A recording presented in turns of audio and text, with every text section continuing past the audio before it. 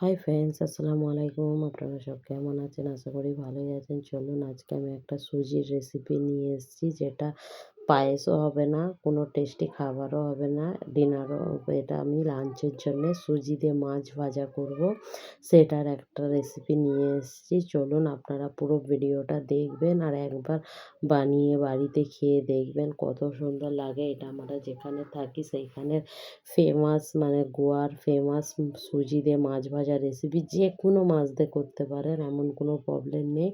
যে কোনো মাছে এরমভাবে বানিয়ে একবার খেয়ে দেখবেন, অপূর্ব লাগবে। টেস্টি তো ধারণার বাইরে। চলুন এবার মেরিনেটের করার জন্য আমি কথা বলতে বলতে এখানে আমার মশলা দেওয়া হয়ে গেছে। চলো এবার আমি মশলাটা বলে দিয়ে একটা লেবুর রস দিয়েছি, যেটা লেবু না থাকলে ভিনেগারও দিতে পারো। তারপরে নুন পরিমাণ মতো, লঙ্কা, হলুদ, একটু কাশ্মীরি লঙ্কার গুঁড়ো দিয়েছি, একটু ঝাল লঙ্কার গুঁড়ো দিয়েছি। তাতে একটা পেস্ট দিয়েছি, যেটা আদা, রসুন আর কাশ্মীরি যে শুকনো লঙ্কাটা থাকে ওইটা দিয়ে একটা নর্মাল পেস্ট বানিয়ে নিয়েছি। ওই পেস্টটাকে দিয়ে একটু মাছের মশলা যদি থাকে দেবেন, না হলে একটু কিছু ঘরে যে মশলা, চিকেন মশলা ও কাবাব মশলা, মানে একটু যদি থাকে দেবেন, না হলে না থাকলেও স্কিপ করলেও হবে। এরকমভাবে দিয়ে ভালো তারে মশলাটা মাখিয়ে দিয়ে পুরো ভিতর তাক মাখিয়ে দিয়ে ওটাকে আমি 1 ঘন্টা রেখে দিয়েছিলাম। 1 ঘন্টা পর চলো ফিরে এসেছি। যেটা একটা জায়গায় শুকনো সুজি নিয়ে নিয়েছি, ওর উপরে একটু কাশ্মীরি লঙ্কার গুঁড়ো দিয়ে দেবো। কাশ্মীরি লঙ্কার গুঁড়োটা দিলে মাছের যে সুজিটা, মাছ ভাজবো না, ওটা কালারটা খুব সুন্দর আছে। আর আপনারা যদি না ঝাল খেতে চান তাহলে স্কিপ করবে, এমন কোনো প্রবলেম নাই। চলো এবার ওর উপরে একটু কর্নফ্লেওয়ার দিয়ে দেবো, অপশনাল। একটু কর্নফ্লেওয়ার দিলে কী হয়, সুজিটা খুব ভালোভাবে চিপকে থাকে, একটুও মাছ থেকে ছাড়বে না। যারা নতুন ভাজছো তাদের জন্য কর্নফ্লাওয়ার, আমরা কন্টিনিউ ভাজি, বিনা কর্নফ্লাওয়ারতেও ভাজলে কোনো প্রবলেম হয় না। চলো আপনাদের পুরো ফুল ভিডিওটাই দেখাচ্ছি, কেন আপনারা বলবেন সুজি ছেড়ে যাচ্ছে, সেই জন্য আমি একটু কর্নফ্লাওয়ার দিয়ে আপনাদের টেস্টে কোনো ফারাক পড়বে না। চলো এবার এরকমভাবে উপর দিয়ে মশলাটা দিয়ে তারপরে ওলট পালট করে ভালো তারে সুজিটাকে লাগিয়ে নেবেন। বেশি টিপে টিপে লাগাবেন না, যত পারবেন উপর দিয়ে লাগাবার চেষ্টা করবে। চলো আর একটা করে দেখিয়ে দিচ্ছি। এরকমভাবে হাত দিয়ে মাছের মশলাটা দিয়ে তার উপর দিয়ে একটু সুজি ওলট পালট করে দিয়ে এরকম সেম প্রসেসরে সব মাছগুলো আমরা করে নেব।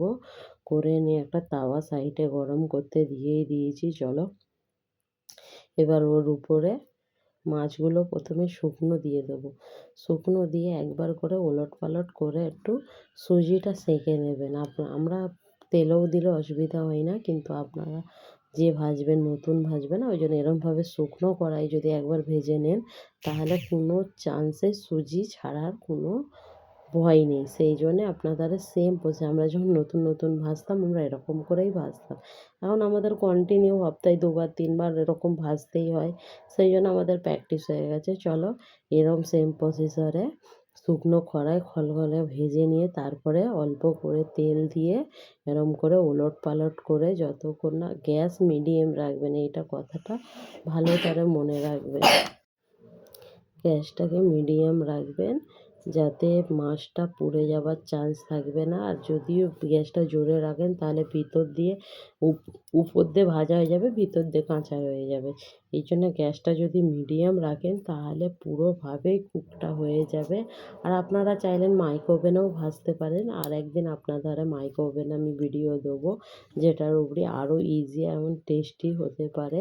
আর এতে খুব কম তেল লাগে, হয়তো হিসাব মতো 4-5 চামচের মতো তেল লেগেছে, যেটা আমরা নর্মাল মাছ ভেজে খাই তেল। আর সুজিতে তো একটুও তেল চিপকাবে না, যতটা তেল দিচ্ছি তার অর্ধেকের বেশি কড়াতেই রয়ে যাবে।